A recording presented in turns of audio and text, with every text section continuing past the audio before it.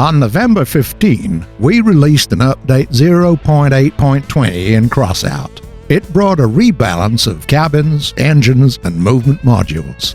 Such large-scale changes raised many questions from the players, and we would like to answer the most popular ones in this video. To begin with, we would like to explain why such a major change was needed. As you know, power sources lie at the heart of matchmaking in Crossout. Armored cars participating in a battle are selected according to the quantity and quality of the parts used in their assembly. Previously, heavy cabins could have had high tonnage and gave the player a lot of energy points at the same time. This made it possible to install several powerful guns on the same craft, as well as a large amount of armor, and achieve a very high power score. Providing the same amount of equipment for a light or medium cabin was technically impossible, otherwise the craft based on it became very slow. Therefore, battles at high power scores had the overwhelming majority of crafts with heavy cabins. In order to fix the monotony of crafts at high levels, it was necessary to equalize the cabins within the limits of 1 degree of rarity. We would like to emphasize that the updated characteristics of the cabins are not final. We're collecting statistical data and studying player feedback. In future, the parameters of power, tonnage, and maximum mass for some cabins may be changed. Therefore, be sure to share your questions and suggestions on Crossout's social platforms. In battle, everyone aims primarily at weapons and wheels because even with a large amount of armor, without any weapons, you become useless. I can no longer install the same number of weapons on a heavy craft as before. Did it become less effective because of this? Changes in the number of energy points in heavy cabins are not as serious as it might seem. You can install generators that give additional energy to your cabin. For example, most assemblies based on the most popular heavy cabin humpback are still possible, with the installation of a gas generator or the generator Apollo. It should also be noted that the high tonnage allows you to better protect the weapons of your armored car. To maintain the ability to move in combat, we advise you to install heavy wheels or tracks. Increased structure makes their destruction a rather difficult task. Heavy cabins had their tonnage reduced, but you say that they will be able to carry a lot of armor. Isn't there a contradiction? There is no contradiction. Crafts based on heavy cabins can still take much more armor than crafts based on light cabins. If the total mass of your armored car exceeds its tonnage, it's worthwhile installing additional wheels or replacing them with rarer ones. The installation of rarer wheels, tracks, or mechanical legs will help increase tonnage even more. Also, don't forget about the engines. They can significantly increase the power of your car. My armored cars become slow and sluggish. I noticed that movement parts underwent changes.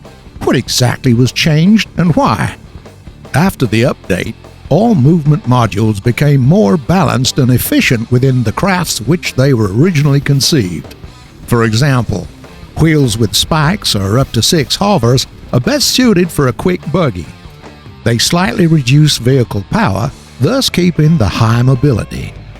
For a craft with a heavy cabin, it's better to use twin or tractor wheels.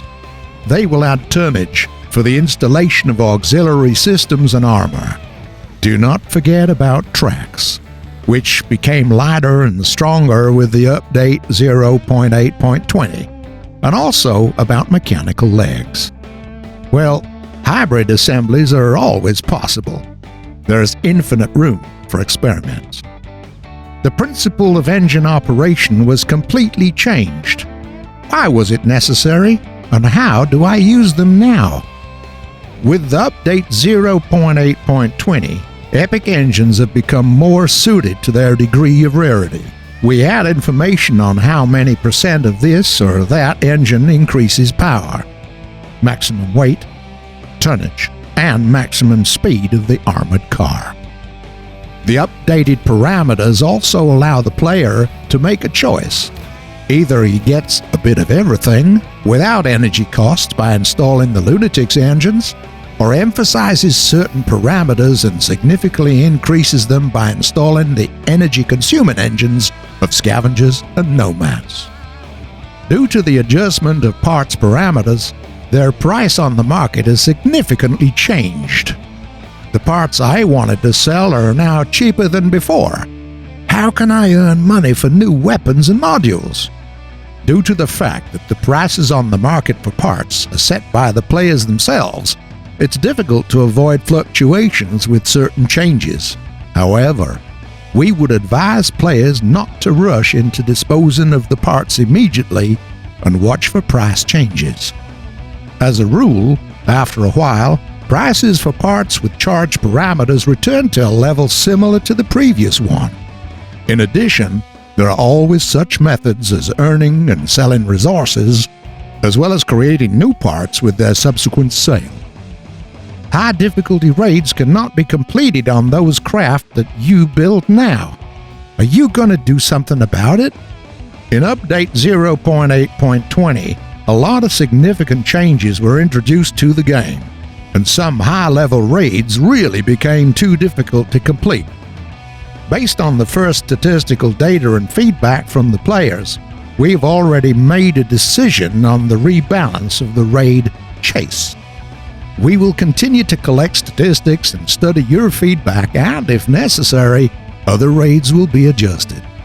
You've imposed a penalty for hovers if their number on an armored car exceeds 4 pieces. What are the reasons for such changes? Why is the restriction set at exactly 4 hovers, not 8, or at least 6?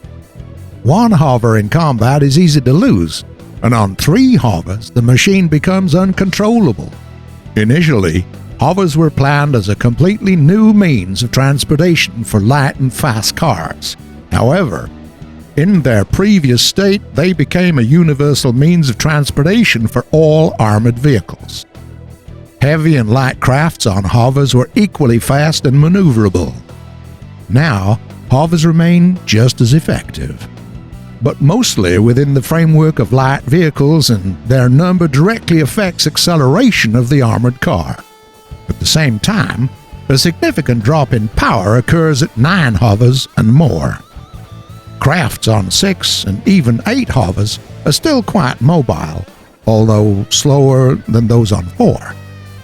In the update, the mechanics of explosions have changed. How did this affect explosion power? Can allies be damaged by the explosion? The previous system of explosions was difficult to predict because of fragment trajectory. Now, the system is closer to the one originally intended. To achieve maximum damage, it's recommended to aim at the accumulation of parts on an enemy armored car. As for the damage to allies, no additional changes were made to this aspect. Allies are not damaged by your explosions. Do you take into account feedback about the update from players on the forum and other places? Do you have any ideas about the next changes in connection with this? We closely monitor the reaction of players to any changes in the game, and we try to keep in touch on all social platforms. Feedback of the Crossout community helps us to pay attention to things that need further improvement. Crossout is still at the stage of open beta testing. This means that the game may have major changes. We took into account the experience we gained, and in the future, we'll keep you informed of the coming updates. In addition, we will try to introduce them gradually. Check the official Crossout website, our social networks, and subscribe to this YouTube channel to make sure you never miss anything. Feel free to post your feedback and wishes. We always listen to them. See you in the wasteland.